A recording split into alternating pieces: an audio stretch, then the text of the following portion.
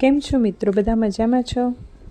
પવિત્ર પુરુષોત્તમ માસના સૌને જય શ્રી કૃષ્ણ.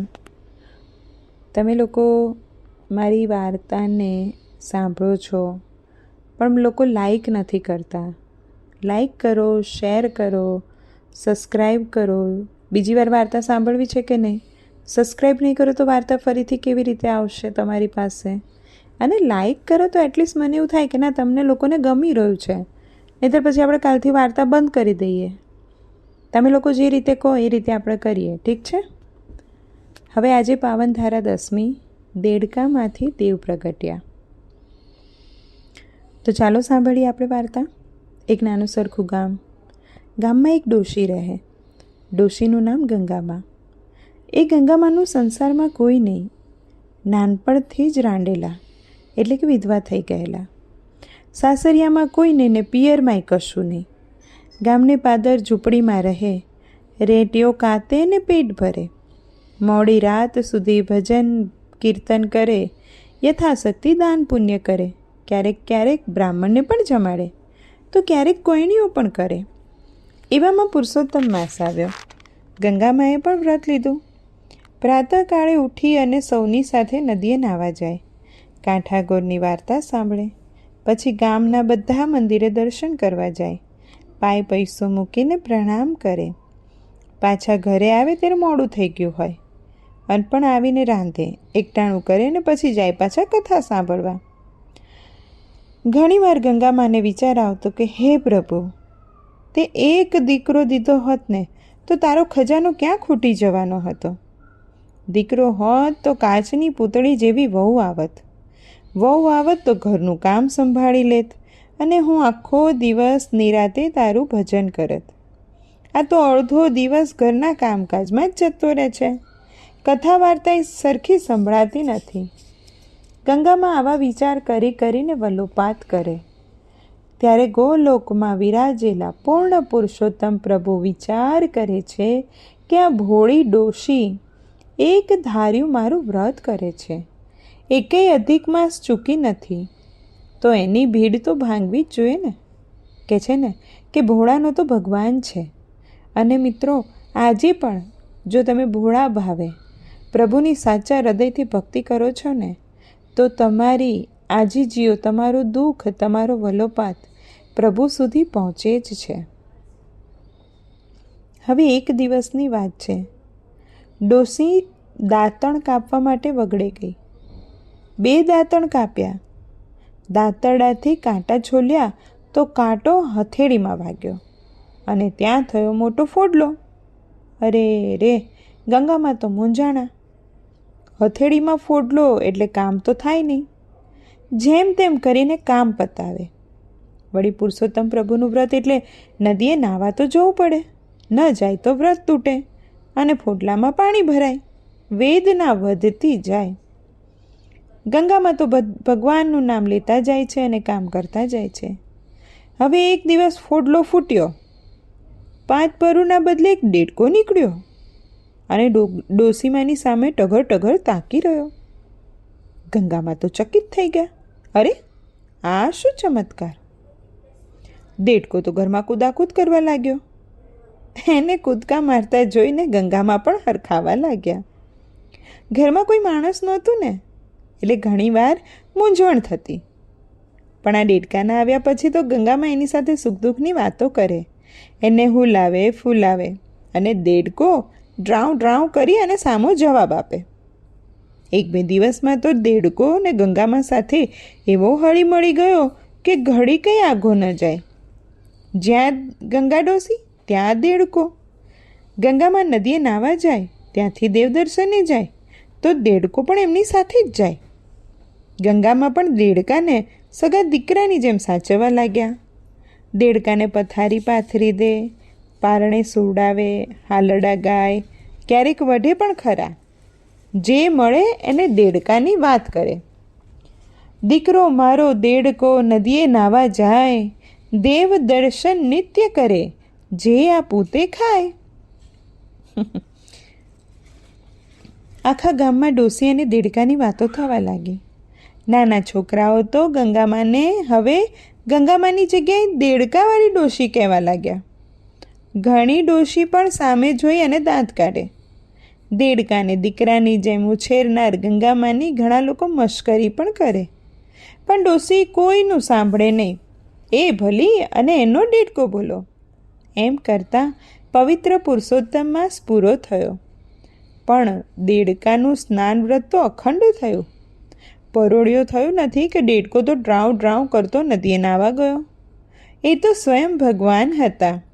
સ્નાન કરતી વખતે દેડકાનું ખોળિયું ઉતારી અને અસલ સ્વરૂપે સ્નાન કરે, અને સ્નાન કર્યા પછી દેડકાના ખોળિયું ધારણ કરી અને પાછા દેડકો બની જાય. કોઈ આવે તે પહેલાં ડ્રાઉં ડ્રાઉં કરતાં ડોસીમાની ઝૂંપડી ભેગા થઈ જાય. હવે બન્યું એવું કે નદીના સામા કાંઠે રાજાનો મહેલ હતો. એક પરોઢે રાજાની કુંવરીની આંખ ઉઘડી ગઈ, એટલે કુંવરી ઝરૂખામાં આવીને બેઠી હતી. તેણે જોયું કે એક દિવ્ય પુરુષ નદીમાં સ્નાન કરી રહ્યો છે. તેના તેજનો પાર નથી. કુંવરી તો ભાન ભૂલી ગઈ.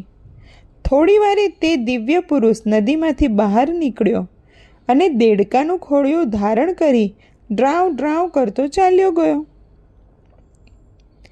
કુંવરીના વિસ્મયનો તો પાર ન રહ્યો. તે સમજી ગઈ કે નક્કી આ દેડકામાં કોઈ દેવ સ્નાન કરવા આવે છે. કુંવરીના મનમાં મોહ ઉત્પન્ન થયો. એણે તત્કાળ દ્રઢ નિર્ધાર કરી લીધો કે પરણું તો આ દિવ્ય પુરુષને જ પરણું, બાકી જગતના બીજા પુરુષ એ મારા ભાઈને બાપ છે. કુંવરી તો રોજે પરોઢીએ ઝરૂખામાં આવીને બેસે અને દિવ્ય પુરુષને સ્નાન કરતો જુએ.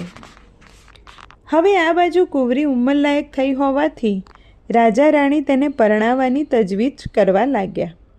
કુંવરીને આ વાતની ખબર પડી ત્યારે તેણે માતા પિતાને કહી દીધું કે પરણીશ તો ડોસીના દેડકા સાથે જ. જગતના બીજા બધા જ પુરુષ મારે મન ભાઈ બાપ છે. રાજા રાણીની મૂંઝવણનો પાર ન રહ્યો. કુંવરીને દેડકા સાથે કઈ રીતે પરણાવી? આબરૂ જાય, જગતમાં હાંસી થાય. કુંવરીને ખૂબ સમજાવી.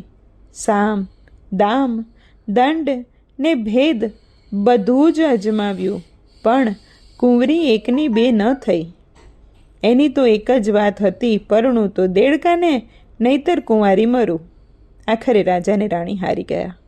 ડોશીને બોલાવી મહેલે બધી વાત કરી. છેલ્લે વિનંતી કરી કે અમારી કુંવરીને તમારા દેડકા સાથે પરણવું છે. ગંગા ડોશીના તો ગભરાટનો પાર ન રહ્યો. એને લાગ્યું કે નક્કી રાજા મશ્કરી કરે છે. દેડકા સાથે તો કોઈ દીકરી પરણાવતું હશે. ગંગામાં તો બે હાથ જોડીને રાજાને વિનવવા લાગ્યા કે હે રાજા, હું ગરીબ છું, મારી આવી મશ્કરી ન કરો. મારે દીકરો હોત તો જરૂર તમારી કુંવરીને પરણાવત. દીકરો હોત તો કમાવા જાત, કમાઈને બે પાંદડે થાત, ઘરનો ખર્ચો ચાલત. પણ હું તો રેંટીઓ કાતીને પેટ ભરું છું, જંગલમાંથી લાકડા વીણું છું. મારું એકનું પેટ માંડ ભરાય છે, ત્યાં વળી દોમ દોમ સાહેબીમાં ઉછરેલી તમારી દીકરીને શું ખવડાવું? રાજા કહે, તમે એની ચિંતા ન કરો. હવે તમારે પણ રેંટીઓ કાતવાની જરૂર નથી. કુંવરીની જીદ માન્યા વગર છૂટકો નથી. ડોશીએ તો હા પાડી. દીકરા જેવા દેડકાને કુંવરી જેવી વહુ મળી હોય તો પંડિતને પણ શા માટે પૂછવું જોઈએ? ડોશીએ તો દેડકાનો ગોળ ખાઈને ઘેર પાછી આવી. દેડકાને ખોળામાં બેસાડી અને વાલ કરતી કહેવા લાગી કે અરે મારા દીકરા દેડકા, આજે તો તારા ભાગ્યના તાળા ખુલી ગયા. તારી સગાઈ રાજાની કુંવરી સાથે થઈ ગઈ અને ઘડિયાળ લગ્ન લેવાના છે. કાલે જ તને મહેલે જવાનું છે લઈને, અને ત્યાં કુંવરી સાથે તારા લગ્ન થશે. રૂમઝૂમ કરતી વહુ આવશે, પછી મારે પણ નિરાત થઈ જશે. ડોશીની વાત સાંભળી અને દેડકો તો કૂદાકૂદ કરવા લાગ્યો. ડોશી એમ સમજી કે લગ્નની વાત સાંભળીને દેડકો હરખ થયો છે. હવે વાયુ વેગે વાત ગામમાં ફેલાઈ ગઈ. આવી વાતને ફેલાતા વાર તો લાગે નહીં. જે વાત સાંભળે એ ચકિત થઈ જાય. એકબીજાના મોં સામે તાકી રહે. ઘણા એમ કે કોઈ સામાન્ય દેડકો નથી, કોઈ રાજકુમાર છે. એક જાદુગરે એને જાદુના મંત્રથી દેડકો બનાવી દીધો છે. દિવસે દેડકાના રૂપે રહે છે અને રાત્રે રાજકુમાર બની જાય છે. રૂપના અંબાણ સમી રાજકુંવરી કંઈ મૂર્ખી થોડી છે કે જાણી જોઈને દેડકાને પરણે. આમ જાતની વાતો ગામમાં થવા લાગી. આખું ગામ ડોશીના દેડકાને જોવા આવ્યું. દેડકો તો આંગણામાં કૂદાકૂદ કરે છે. બીજે દિવસે લગ્ન લેવાયા. શુભ ચોઘડીએ દેડકો અને કુંવરી પરણીને ઉતર્યા. રાજા રાણીએ ભોંઠપ ભર્યા મુખે બંનેને આશીર્વાદ દીધા અને પહેરામણી કરી. લોકો મનોમન હસતા હતા. ગંગા ડોશી વરઘોડિયાને લઈ અને ઝૂંપડીએ આવી. એમ કરતાં રાત પડી. ગંગા ડોશી તો ઘસઘસાટ ઊંઘવા માંડી, પણ કુંવરી જાગે છે. દેડકો ટગર તેની સામે તાકી રહ્યો છે. મધરાત થઈ, જળ જંપી ગયા. ત્યારે કુંવરીએ બંને હાથ જોડીને વિનંતી કરી કે હે નાથ, હું તમારા અસલ સ્વરૂપને જાણું છું. જરૂર તમે કોઈ દેવ છો, કારણ કે રોજ પરોઢે મેં તમને નદીમાં સ્નાન કરતા જોયા છે. કુંવરી ફક્ત એટલું જ જાણતી હતી કે દેડકાના સ્વરૂપમાં આ કોઈ દૈવી પુરુષ છે, પણ પુરુષોત્તમ ભગવાન સ્વયં છે એની તો એને ખબર પણ ન હતી. કુંવરીની વિનંતીથી દેડકાના સ્વરૂપે પ્રભુ બોલ્યા કે હે કુંવરી, મારા અસલ સ્વરૂપને માપવું હોય તો તારા પિતાને મહાયજ્ઞ કરવાનું કહે. 1001 ગાયોનું દાન કરે, બ્રહ્મ ભોજન કરાવે, અન્નદાન અને વસ્ત્રદાન દે, પછી જ હું મારા અસલ સ્વરૂપમાં આવીશ. કુંવરી તો મધરાતે જ મહેલે દોડી ગઈ. દેડકાને દીકરી પરણાવ્યાનો અફસોસ કરતા માતા પિતાએ બધી વાત કરી. અને જ્યારે રાજા રાણીને વાતની ખબર પડી, કુંવરીએ બધી વાત કરી, ત્યારે રાજા રાણી તો આનંદ ઘેલા થઈ ગયા. બીજે જ દિવસે મહાયજ્ઞનો પ્રારંભ કર્યો. બ્રાહ્મણો મંત્ર જાપ કરી હોમ હવન કરવા લાગ્યા. પંચદ્રવ્યની આહુતિઓ અપાઈ. રાજાએ રાજનો ખજાનો ખુલ્લો મૂકી દીધો. રાજા, રાણી, કુંવરી, ડોશી અને દેડકો યજ્ઞકુંડ પાસે બેઠા.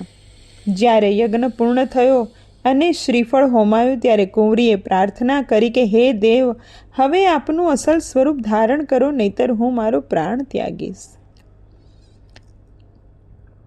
કુંવરીના વેણ પૂરા થતાં જ આકાશમાં દુદુંભી નાદ થવા લાગ્યા. પુષ્પવૃષ્ટિ થઈ.